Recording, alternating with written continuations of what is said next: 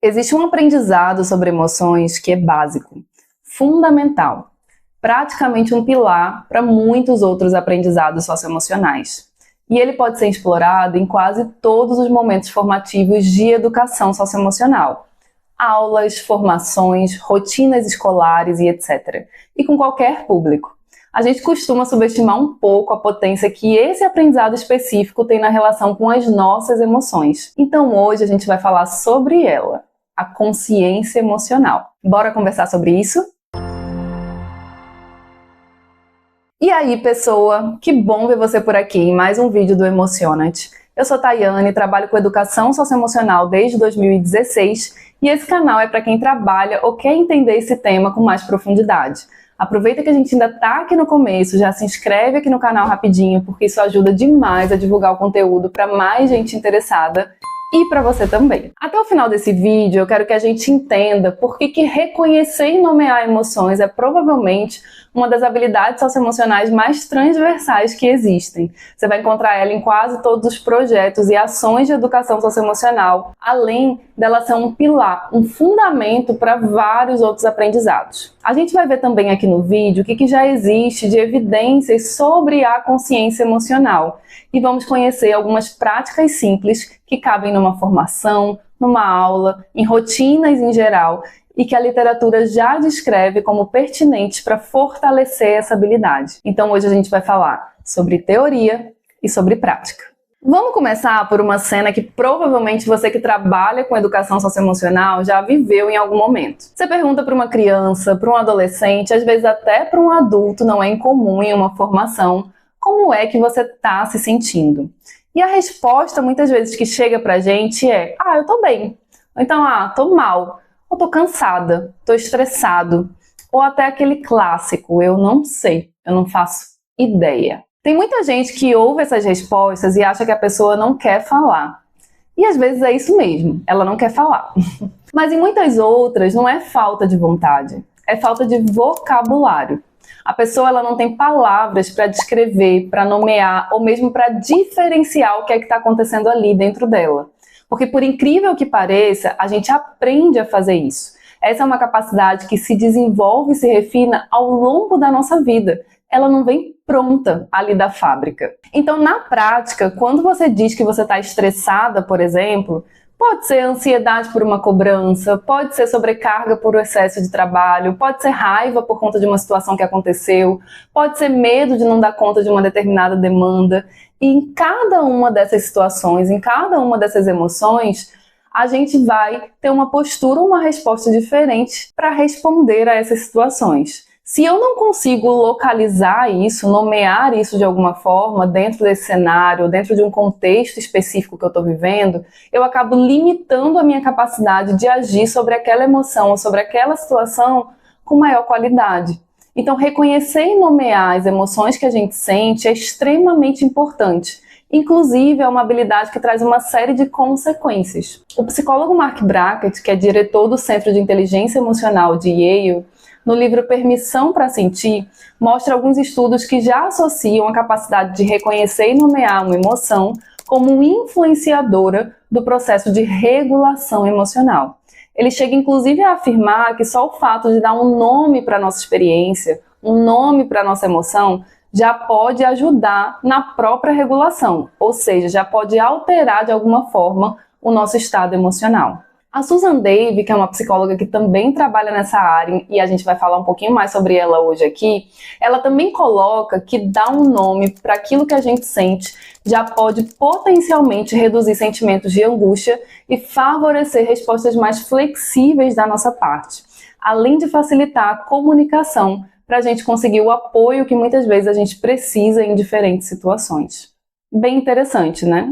E para a gente explorar um pouco mais o conceito de consciência emocional, eu vou pegar emprestada duas ideias específicas, porque senão esse vídeo vai ficar super longo. Uma ideia vai ser da Lisa Feldman Barrett e a outra ideia vai ser da Susan Davey, que eu já mencionei aqui. Da Lisa Feldman Barrett, que é uma neurocientista que estuda emoções já há bastante tempo, eu quero apresentar o conceito que ela chama de granularidade emocional. A granularidade emocional é a capacidade da gente construir experiências emocionais mais precisas, mais certeiras para o contexto em que aquela experiência está acontecendo. É a diferença entre aquela pessoa que a gente falou lá no começo que se sente mal e aquela outra que consegue ser mais específica. Isso aqui é frustração. Isso aqui acho que está mais para uma decepção. Isso aqui constrangimento. Talvez aquilo ali faça parte do meu processo de luto. É uma espécie de refinamento da nossa capacidade de encontrar significado dentro da nossa própria experiência. A Barrett defende que essa é uma forma eficiente da gente fornecer recursos para o nosso cérebro lidar com os desafios da vida, gastando menos energia. Porque a gente está sendo tão específico dentro daquela situação e daquela experiência que o nosso cérebro ele não vai precisar ficar criando um monte de simulações para entender melhor o que é que está acontecendo. E aqui eu estou simplificando um monte a teoria da Barrett, para não ficar muito longo o vídeo, então me perdoem as pessoas que estudam a teoria dela e que sabem que isso é mais complexo. O que eu quero que a gente entenda sobre a granularidade emocional é que quanto mais desenvolvida é a nossa granularidade, mais distinções a gente consegue fazer entre estados e experiências emocionais que são parecidos. Então eu não estou falando sobre a gente diferenciar alegria de tristeza, coisas que estão em polos ali muitas vezes opostos. É sobre a gente conseguir diferenciar estados semelhantes, mas que exigem da nossa parte um processo de reflexão, de autoconhecimento um pouco mais elaborado. E segundo as pesquisas da Barrett, pessoas com maior granularidade emocional tendem a regular melhor as próprias emoções e a literatura tem associado essa maior granularidade emocional também a indicadores de bem-estar. Antes de continuar esse vídeo, vou abrir aqui um pequeno parêntese para a gente poder não simplificar demais esse conceito de granularidade emocional. A teoria da Barrett apresenta uma abordagem construtivista sobre as emoções. Então o que ela fala difere, ou seja, diferente da visão clássica das emoções básicas e universais, porque ela entende que a linguagem e os conceitos nos ajudam a construir a própria experiência emocional. Então, na visão dela, as emoções elas não são reações fixas ou reações universais, são processos que se constroem na interação entre processos biológicos, mas também contexto e cultura. Esse é um debate científico bem interessante, eu não vou me alongar muito porque merece um vídeo próprio. Mas o que eu queria registrar aqui é que nessa visão específica a gente não está falando simplesmente da gente decorar um monte de palavras novas para estados emocionais considerados ali pré-existentes. A gente está falando de construir novos conceitos emocionais para que a gente possa interpretar e significar as nossas experiências de uma forma mais rica ou melhor para a gente poder lidar com essas situações. É um pouco diferente, tá? Fecha parênteses. A segunda ideia de consciência emocional que eu quero explorar aqui vem da Susan David, que é uma psicóloga que também trabalha com esse tema, já mencionei ela aqui nesse vídeo. Ela é inclusive autora do conceito de agilidade emocional. Ela apresenta esse conceito num livro que se chama Agilidade Emocional, que eu sempre indico muito, inclusive para o público em geral, porque é bem bacana. A Susan David, ela define a agilidade emocional como a capacidade de reconhecer, nomear e responder com flexibilidade àquilo que a gente sente. Ela diz que é um processo que permite com que a gente permaneça no momento, mudando ou mantendo o nosso comportamento de modo a viver de maneiras que se harmonizam mais, tanto com as nossas intenções, quanto com os nossos valores. E olha o que a gente tem aqui na base do conceito de agilidade emocional. Reconhecer e nomear emoções. Consciência. Para Susan David, o processo começa usando uma linguagem honesta e específica para descrever aquilo que a gente está sentindo. Porque para lidar com as nossas emoções de forma flexível, a gente precisa fazer primeiro as pazes com elas. Entender que emoção é parte, é pedaço da nossa existência. E descobrir ali uma maneira sincera e aberta de viver junto com elas. E nesse sentido, a Susan David faz uma observação que eu acho muito útil na prática para mudar essa relação com as nossas emoções e que tem a ver também com consciência emocional. Ela diz que tem uma diferença entre a gente falar eu sou muito ansiosa, a gente vive falando, eu sou muito ansiosa, sou muito estressada. Existe uma diferença entre isso e dizer eu estou sentindo ansiedade. Parece algo sutil, mas a Susan David fala que esse pequeno espaço linguístico transforma a emoção em informação sobre como eu estou naquele momento. Isso me distancia um pouco daquilo que eu estou sentindo, ao invés de me fundir com o estado emocional. Percebe a diferença? Quando a gente começa a identificar os nossos estados com eu estou sentindo em vez de eu sou, a emoção passa a ser isso que eu estou sentindo agora e eu posso olhar ao invés de aquilo que eu sou e simplesmente nada pode ser feito. Ela chama isso de criar uma distância da emoção. E é justamente essa distância que muitas vezes nos permite trazer espaço para reflexões sobre o que a gente quer fazer com isso. Isso vai nos trazer possibilidades de escolha para como a gente quer agir nesses contextos. Repara que essas duas ideias, tanto da Barrett quanto da David, convergem no mesmo lugar. A palavra, o nome que eu dou para minha emoção, ela não é só um detalhe dentro do universo emocional. A palavra aqui, o reconhecer e nomear, vai ter uma função que vai além de verbalizar. Isso vai nos ajudar a organizar a experiência e nos fornecer mais informações para que a gente enriqueça a maneira como a gente está olhando para a situação ou para a nossa própria vida. Particularmente, eu acho isso fantástico. Dito isso, vamos para o que interessa para quem está lá na prática, tá? Eu separei aqui 4 ideias pequenas, todas baseadas em abordagens que a literatura já descreve como formas de fortalecer o reconhecimento e nomeação das emoções, e nenhuma delas vai exigir muito tempo, muito esforço para que a gente coloque em prática. Já aproveita, se esse vídeo está fazendo sentido até aqui, se inscreve no canal, curte esse vídeo, ajuda muito a levar esse conteúdo para mais gente que trabalha com o tema. Vamos para a prática. A primeira prática que eu queria propor, ela se chama check-in emocional, só que com um repertório. O que é que isso significa? A prática do check-in, ela já é muito conhecida, ela já existe em muitos lugares e em muitos materiais. É basicamente você identificar o que você está sentindo quando você chega em um lugar ou em um determinado tempo. Mas eu queria trazer aqui a abordagem que o método Ruler, desenvolvido pelo Market Brackett, que eu já mencionei aqui no começo do vídeo, que traz essa ferramenta com uma proposta que, na minha percepção, acaba enriquecendo mais esse check-in. A ferramenta dele se chama Mood Meter. É um painel que basicamente cruza 2 eixos, a gente tem ali um gráfico. E que eixos são esses? Ele cruza o quão agradável ou desagradável é aquela sensação que eu estou percebendo no meu corpo, e o quão ativada, ou seja, o quanto de energia eu tenho naquele momento, ou de não energia, de calma, digamos assim, eu tenho naquele momento no meu corpo. O objetivo do Mood Meter não é marcar como eu estou necessariamente, é ajudar a gente a construir um vocabulário a partir de sinais mais concretos. E por isso que eu gosto dessa ferramenta, porque para quem tem dificuldade de nomear as emoções em si, para quem não tem esse vocabulário, às vezes é muito difícil começar já tentando achar nomes.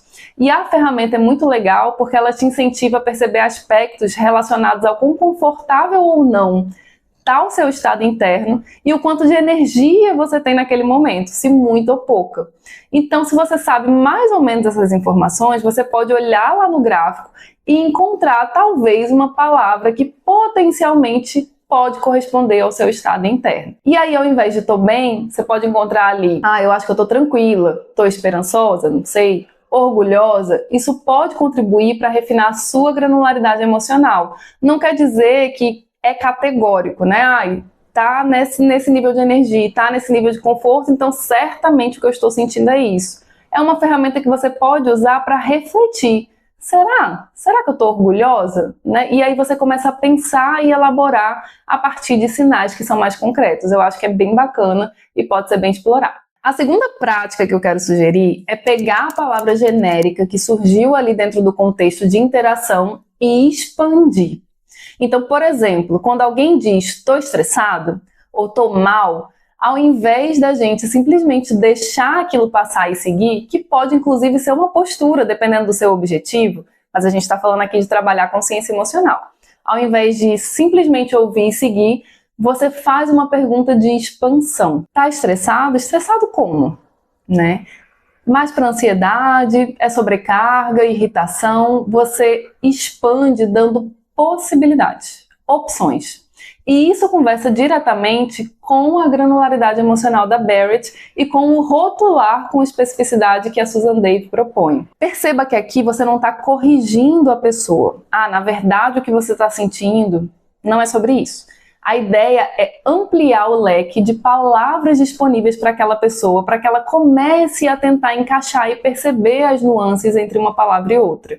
Então você não corrige, a ideia é que com o tempo, ofertando possibilidades de ampliar o vocabulário, ela comece a encontrar esses significados e a encaixar isso nas experiências dela de uma maneira mais natural. Eu acho bem interessante, desde que a gente não use isso como uma imposição, mas como uma oferta de possibilidades. A gente está ali expandindo, ampliando e sempre nessa postura de checar, né? Para que a pessoa decida e a pessoa tente encaixar por conta própria.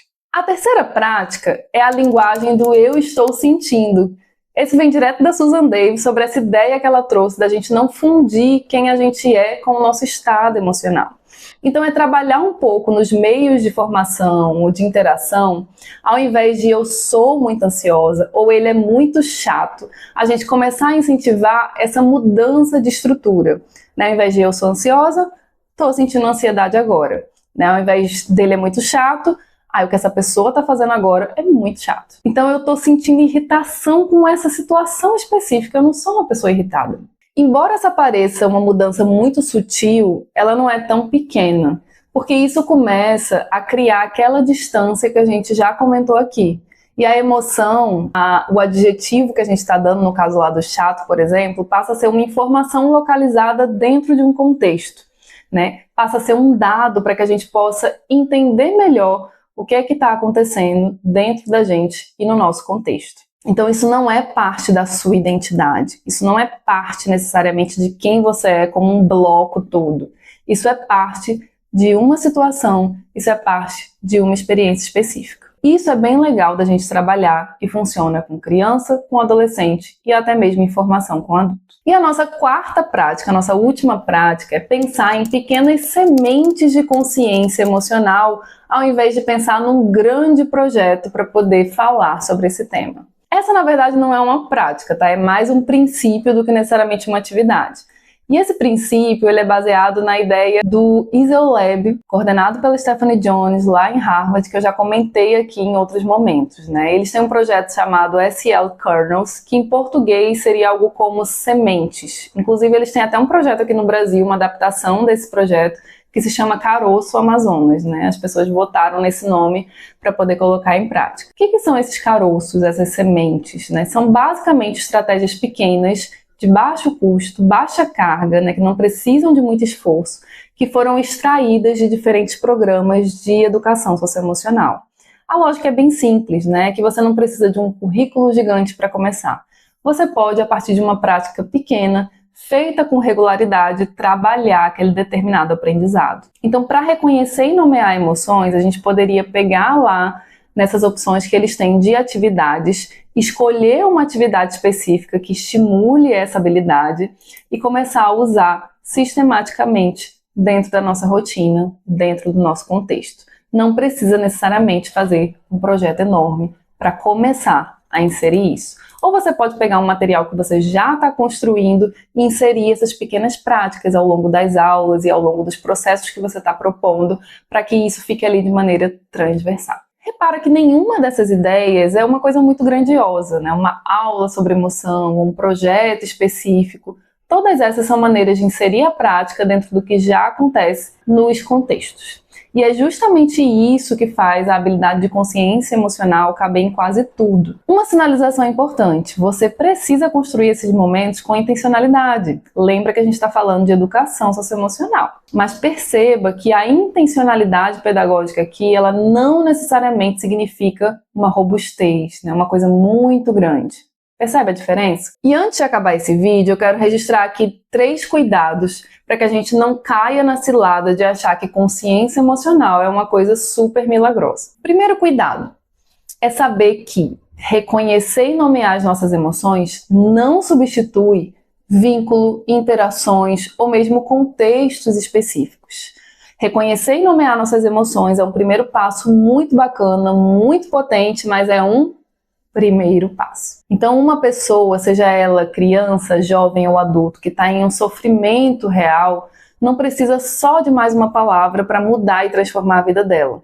Muitas vezes essa pessoa precisa de presença, de segurança, de apoio especializado, de estruturas outras que não emocionais necessariamente que estão faltando ali naquele contexto. O vocabulário emocional aqui, ele entra como algo que enriquece a nossa vida emocional. Ele não entra como uma ferramenta de cura ou de transformação radical, tá?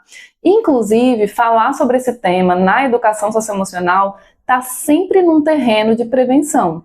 A gente não está falando sobre apagar incêndios ou fazer coisas muito milagrosas. A gente está construindo leques de possibilidades para que as pessoas elas tenham maiores possibilidades de agir sobre as suas próprias experiências. O segundo cuidado é transformar esse exercício de reconhecer e nomear os nossos estados emocionais numa espécie de obrigação, ou mesmo de expectativa, tá?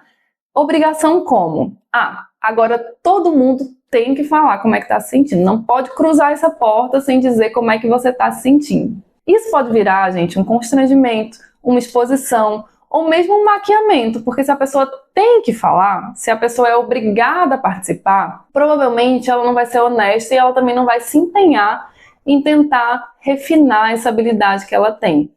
A literatura, inclusive, fala em sempre convidar, nunca forçar. E quem trabalha com socioemocional já sabe, gente, um ambiente seguro, ele vem muito antes de qualquer partilha. Então não adianta eu empurrar ali uma prática específica, empurrar ali um exercício, se não existe clima para isso, segurança, ou mesmo conexão com aquelas pessoas que estão ali no ambiente. Então não confunda uma coisa com a outra. Isso sobre a obrigação. Sobre a parte da expectativa, é sobre a gente não transformar consciência emocional e as atividades que a gente conversou aqui num exercício de achar que precisa mudar o que a pessoa está sentindo. Se o fulano está com raiva, se ele está triste, a consciência, ela me ajuda a elaborar a experiência, refletir sobre o meu estado emocional dentro de um contexto específico. Não é pra gente fazer essas atividades para ficar julgando como é que as pessoas se sentem ou para tentar enquadrar essas pessoas no que a gente deseja que elas estivessem sentindo. Eu já vi muita gente usando o exercício de check-in, por exemplo, falando coisas como fica triste assim não, né? Pra que essa raiva toda, né, numa situação dessa? Ou um aluno tão bonito, quem nunca ouviu? E, gente, pelo amor, não use esse exercício nesse lugar. Assim a gente vai estar mais atrapalhando do que ajudando. Consciência emocional é sobre a gente conseguir organizar melhor a nossa experiência, ter maior consciência para agir com mais intenção. Não é para a gente ficar tentando converter as pessoas para mudar o que elas estão sentindo ou para mudar para como a gente acha que elas deveriam estar, certo? Cuidado com isso. O terceiro cuidado, ele tem um cuidado mais teórico da minha parte, tá? A base aqui que eu usei na primeira ideia, lá da Barrett, tem algumas tensões teóricas muito grandes para quem estuda emoções, né? A visão da Barrett é uma visão construtivista, então ela discorda de pontos muito importantes da visão clássica das emoções lá básicas e universais. Eu trouxe ela aqui porque eu acho que a teoria dela é bem sólida e atual, mas acho honesto compartilhar que esse é um campo em debate, não existe consenso fechado. Eu tenho muita vontade, inclusive, de fazer um vídeo aqui para o Emociona-te só sobre essas controvérsias, para quem estuda emoções mais a fundo. Se você tem interesse, inclusive, de assistir um vídeo desse, né, mais denso, teoricamente, digamos assim, já me conta aqui, que eu vou gostar de saber, para me motivar um pouco a fazer também. Então comenta aqui embaixo qual dessas 4 práticas você já usa no seu dia a dia ou qual delas você vai testar primeiro. Compartilha com aquela pessoa que faz sentido, curte aqui esse vídeo rapidinho antes de sair, ajuda muito o vídeo a chegar a mais gente que trabalha com o tema. Além das referências que eu usei para fazer esse conteúdo, eu vou deixar aqui embaixo na descrição alguns materiais do blog do Emociona-te que fala sobre consciência emocional e temas correlatos. Eu acho que isso pode te inspirar de várias maneiras práticas, então não deixe de conferir esses links aqui na descrição. Muito obrigada a você que acompanhou até aqui e até a próxima.